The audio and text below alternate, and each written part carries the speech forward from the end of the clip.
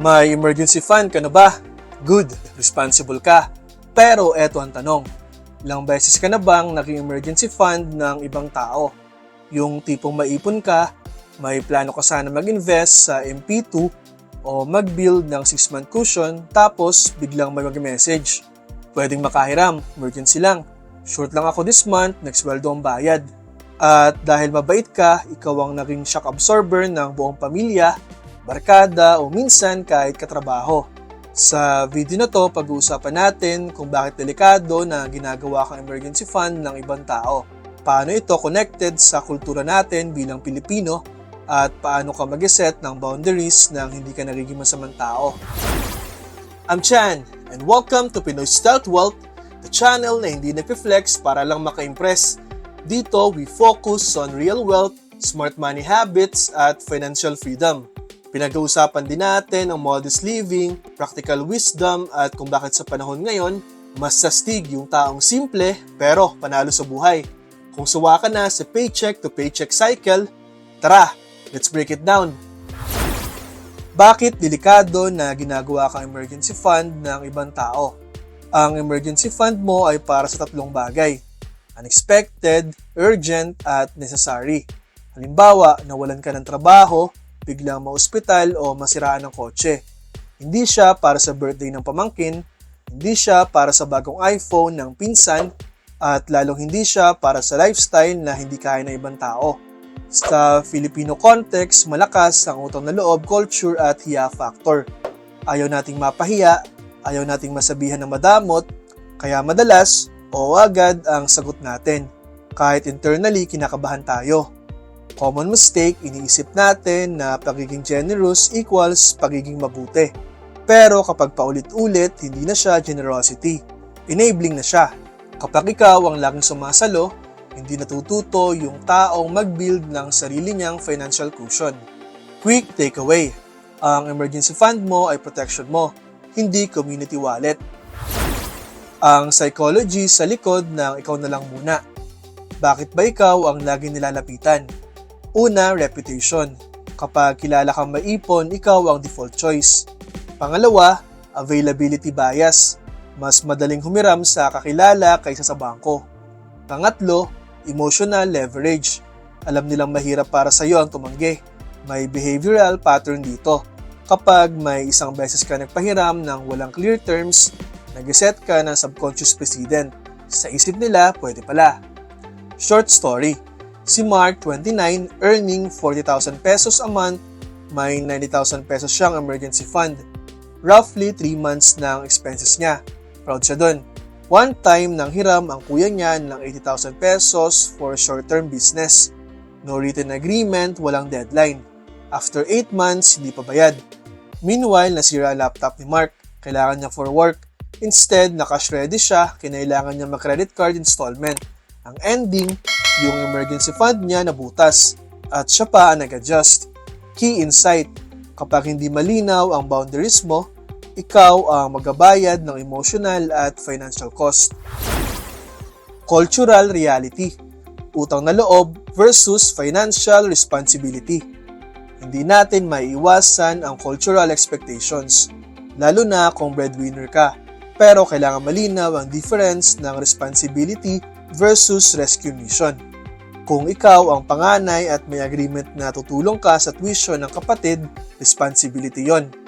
Pero kung bigla kang tatawagan para sagutin ang impulsive decision ng iba, ibang usapan na yon. Common misconception. Masama kang anak o kapatid kapag tumanggi ka. Hindi. Masama lang kapag nag-promise ka tapos hindi mo tinupad. Pero kung wala namang agreement at hindi mo kaya, honesty is not cruelty.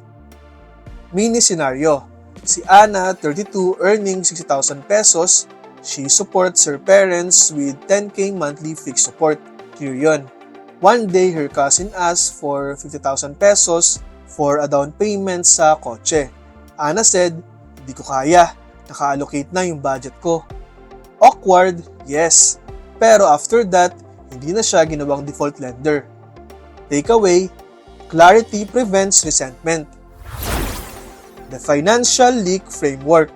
Ngayon, bigyan kita ng practical system. Tawagin natin itong FLEE. F. Filter. L. Limit. E. Expectation. E. Exit plan. Una, filter. Tanungin mo, emergency ba talaga ito? Life or death? Job-related o medical?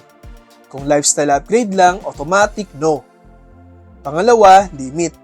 Mag-set ka ng health fund. Halimbawa, 5% ng monthly income mo. Kung 40,000 pesos ang sahod mo, that's 2,000 pesos per month. Kapag naubos yon, tapos na. Hindi mo gagalawin yung emergency fund mo. Pangatlo, expectation. Kung magpapahiram ka, malinaw dapat ang terms. Amount, due date, mode of payment. Example, okay, pahiramin kita ng 10,000, 5K sa April 30, 5K sa May 30, bank transfer. Document it kahit simpleng chat confirmation with screenshot. Pang-apat, exit plan. Kung hindi sila nagbayad on time, ano ang next step mo? No extension, no second loan, convert to considered gift, and never lend again. You decide before it happens, hindi kapag emotional ka na. Uy, saglit lang! Kung gustong matutunan tong lifestyle na to, subscribe now sa Pinoy Stealth Wealth, Real Talk, Real Goals, Real Freedom. Okay, balik tayo. Mini case study with numbers.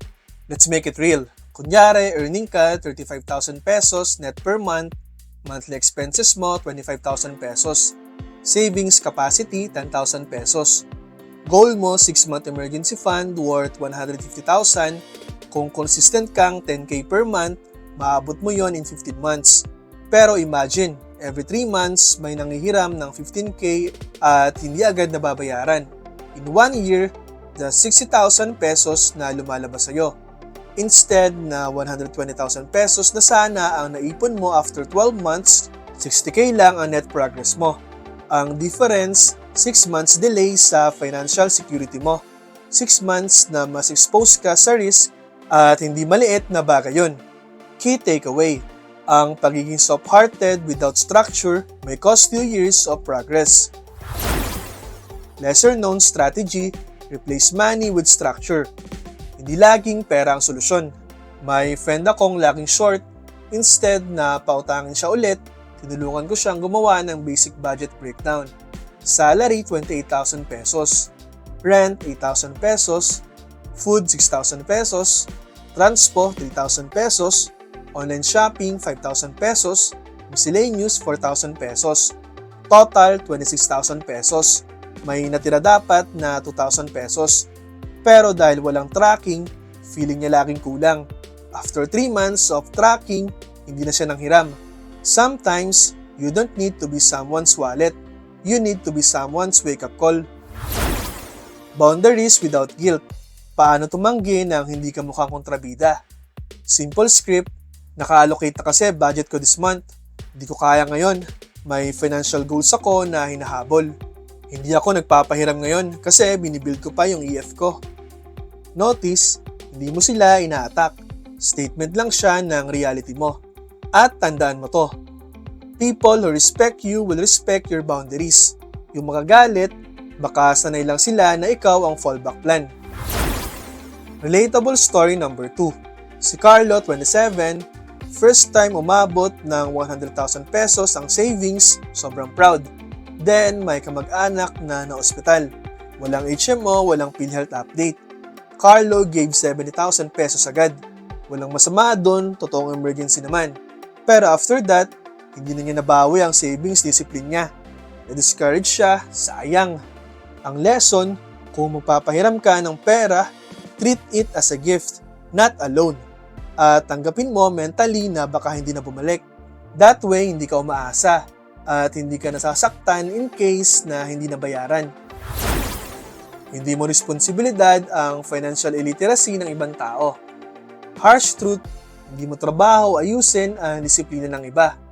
You can guide, you can suggest, pero hindi mo kailangan sakripisyo ang long-term security mo para sa short-term comfort nila. Kung ikaw ay 30 years old, ito ang pinaka-critical decade mo for wealth building. Compounding works best kapag maaga. Every 10,000 pesos invested at 7% annual return for 20 years becomes roughly 38,700 pesos. Pero kung hindi mo na-invest dahil pinahiram at hindi nabalik, nawalan ka ng potential growth. Opportunity cost yun. Recap and motivation. Ang emergency fund mo ay simbolo ng maturity. Ito ang proof na kaya mong alagaan ang sarili mo sa panahon ng krisis. Huwag mo hayaang maging badge of availability ang pagiging financially responsible mo. Hindi selfish ang mag-set ng boundaries. Hindi masama ang tumanggi. At lalong hindi mo kailangan maging hero ng lahat. Ang tunay na stealth wealth mindset ay tahimik, discipline at may malinaw na linya. Protect your future self. Dahil kapag dumating ang totoong emergency mo, wala kang ibang aasahan kundi ang sarili mong paghahanda. At tandaan mo ito, hindi mo kailangan maging emergency fund ng iba para maging mabuting tao. Build your safety net, guard it wisely, at tulungan mo lang yung iba nang hindi mo sinasakripisyo ang sarili mong stability. Kaya kung gusto mo pang matuto kung paano maging wise, simple pero panalo sa buhay, subscribe na sa Pinoy Stealth Wealth. Tandaan, hindi man tayo flashy, pero future natin, steady at happy. Subscribe now and see you in the next video.